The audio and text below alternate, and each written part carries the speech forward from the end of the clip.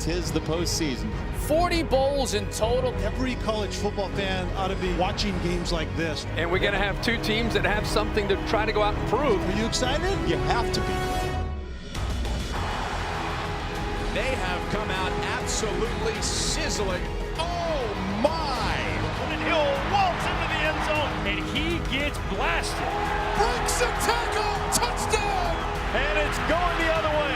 This one won't be stopped. A pick six. The inaugural champions in the 2017 DXL Frisco Bowl. They tie the Outback Bowl record with that 5th takeaway. The 2017 Las Vegas Bowl champions. A thriller at Fort Worth, Texas. An incredible game. This has been one remarkable bowl season.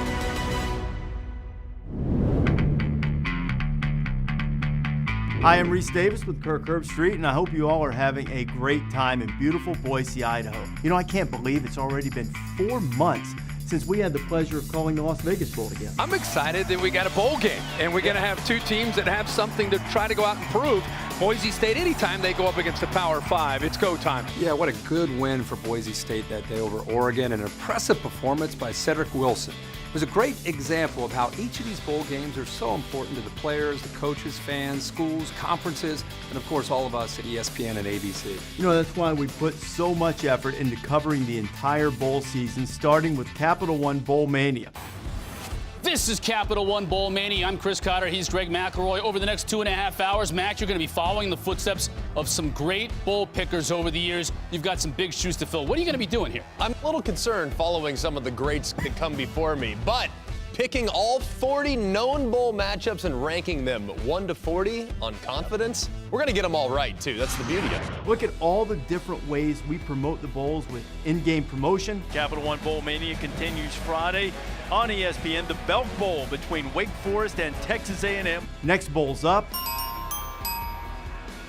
Social media, on the ESPN app, and with push alerts, ESPN.com, SportsCenter, and all of our studio shows. Now time for number 6. We're bowling. Kenny Hill, Desmond White. What? Back to Hill. They're not going to get him.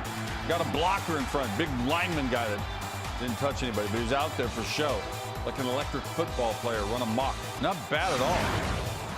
You know, one thing I always loved as a player, and now I love it as well as an analyst, are the fun events at these bowl games. The lasting memories you create for these players, the coaches, their families are invaluable. That's a true testament to all the hard work and creativity of everyone in that conference room in Boise. Here's a small sampling of some of the amazing experiences you provided in 2017. That's the Texas A&M pit crew at the NASCAR Hall of Fame. When the bowl game is sponsored by a company that makes lawnmowers, you have to have this scene. This was Monday at Busch Gardens. Football skills were taught. Hey, some good moves, right?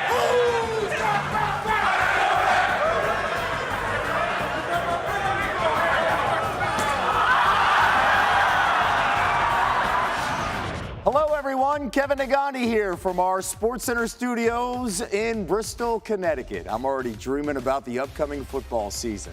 Last year, the bowl season was fantastic from start to finish as a fan, as a studio host, and being on the call of the New Era Pinstripe Bowl alongside my studio partners, Mac Brown and Booger McFarland. First ever meeting between Boston College and Iowa, but when these guys look at each other, they're not going to see a lot of things that are different. What are you going to see? They're going to see it's cold.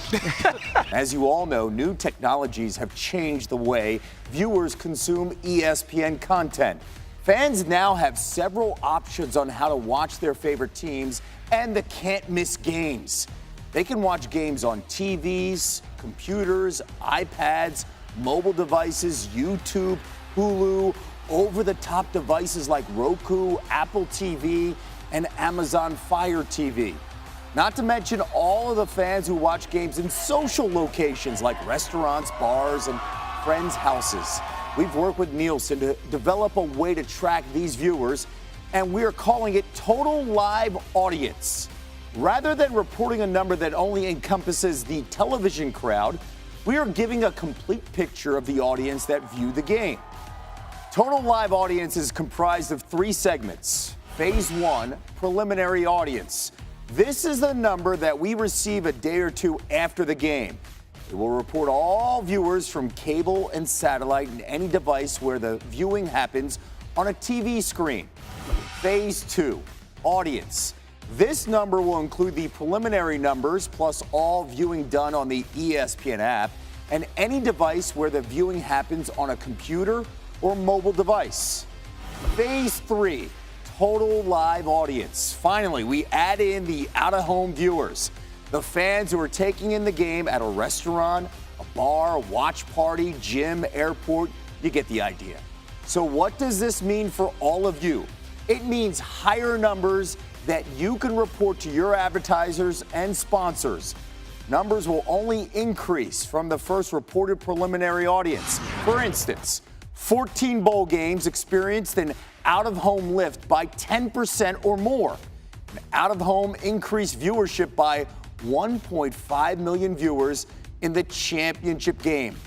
Using total live audience, ESPN's entire postseason schedule increased its average per game audience to 6,079,000 viewers, up from the previously reported 5,682,000 viewers.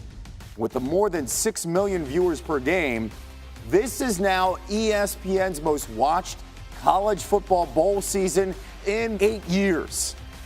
We're all learning to adapt to our ever-changing marketplace. If you have any questions, Kurt and Eric are there to answer all of your questions.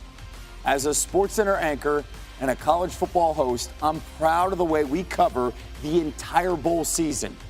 Here's a little snapshot of our coverage. And from the Hawaii Bowl, this is Major Applewhite. Trying his best. He's doing pretty good. He's doing all he can. Down. Hey! And there's Neil showing him how it's done. Belt Bowl!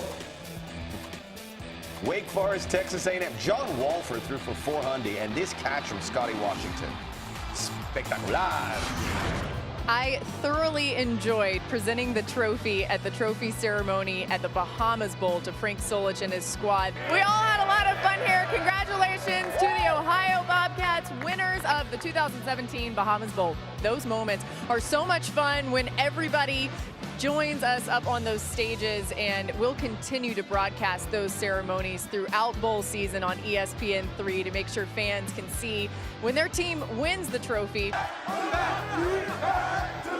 I have to thank all the Bulldog fans that came out to support this team today. Everybody hands go up, and they stay there.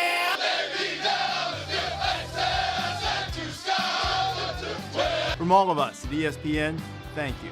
Thanks a lot. We appreciate all of you so much for everything you do. Thank you for making bowl season so incredibly special for all of us here at ESPN, and enjoy your honors dinner tonight in Boise.